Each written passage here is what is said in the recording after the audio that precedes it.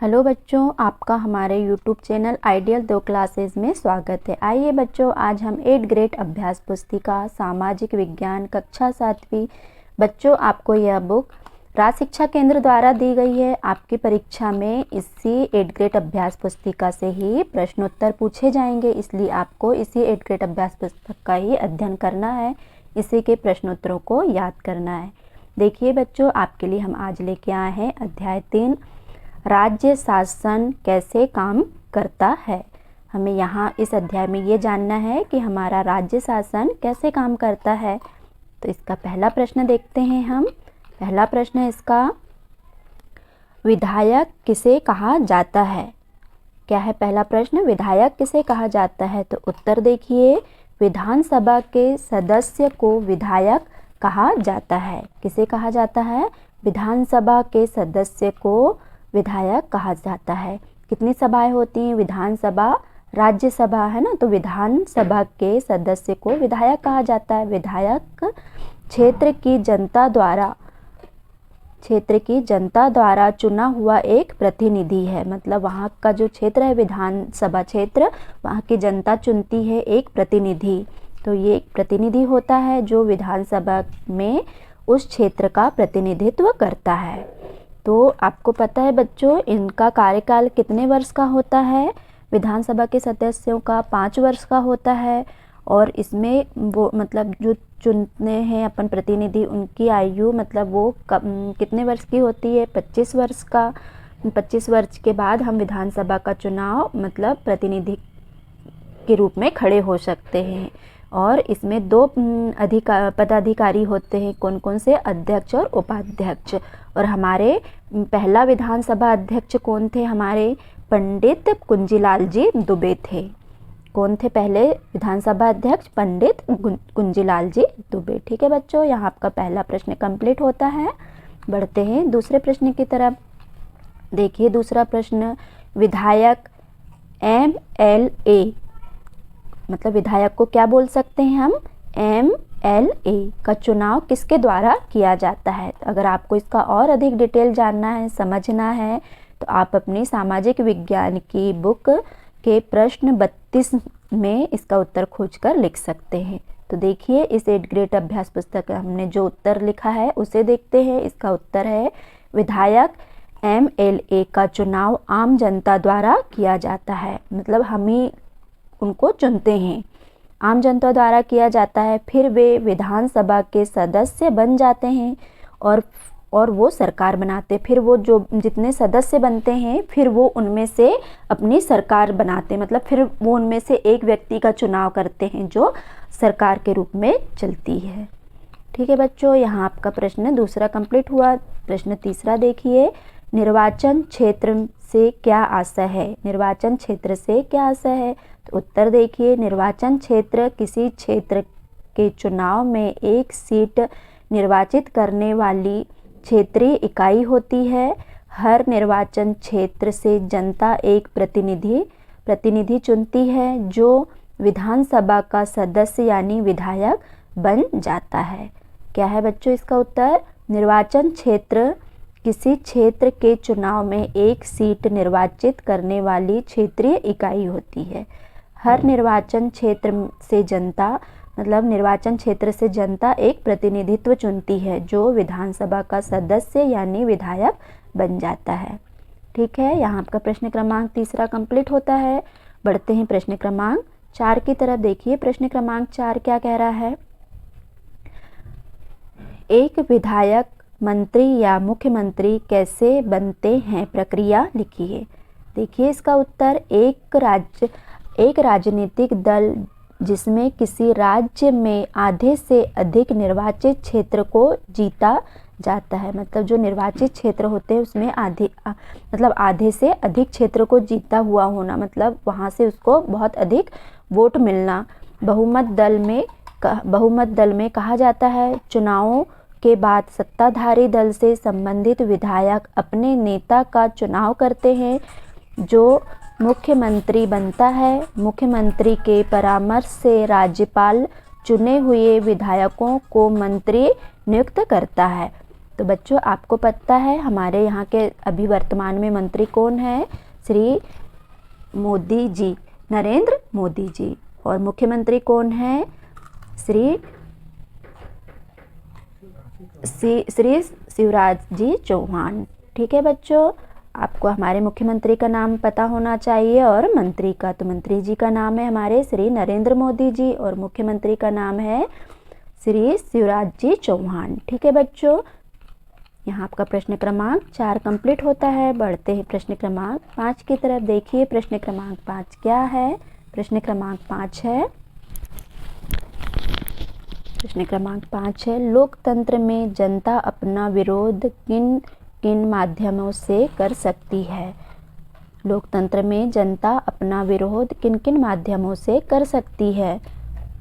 उत्तर है, लोकतंत्र में जनता अपना मत व्यक्त करने और सरकार का विरोध करने के सभाएं आयोजित करती है। लोकतंत्र ये है जनता का, जनता के लिए चुना गया शासन, है ना। मतलब हम अपने बीच से ही किसी एक प्रतिनिधित्व को चुनते हैं और हमारा अपना मत रखते हैं। अगर हमारा सरकार का विरोध भी करना है या कुछ बड़े काम कराना है तो बहुत सी ऐसी सभाएं बनाई जाती हैं और सभाओं में योजनाएं बनाई जाती हैं। ठीक है बच्चों, यहाँ आपका प्रश्न क्रमांक 5 कंप्लीट हुआ। देखिए प्रश्न क्रमांक 6वां क्या कह रहा है? प्रश्न क्रमांक 6वां, प्रेस वार्ता क्यों की जाती है? प्रेस वार्ता क्यों की जाती है? तो इसका उत्तर देखते हैं। प्रेस वार्ता के माध्यम से सरकार द्वारा उठाए गए कदमों के बारे में बताया जाता है। प्रेस वार्ता मतलब जो समाचार पत्र हैं, न्यूज़पेपर होते हैं, उनके माध्यमों से सरकार द्वारा उठाए गए कदमों के बारे में बताया जाता है। प्रेस वार्ता में समाज पत्रों के प्रतिनिधि काफ़ी संख्या में सम्मिलित होते हैं।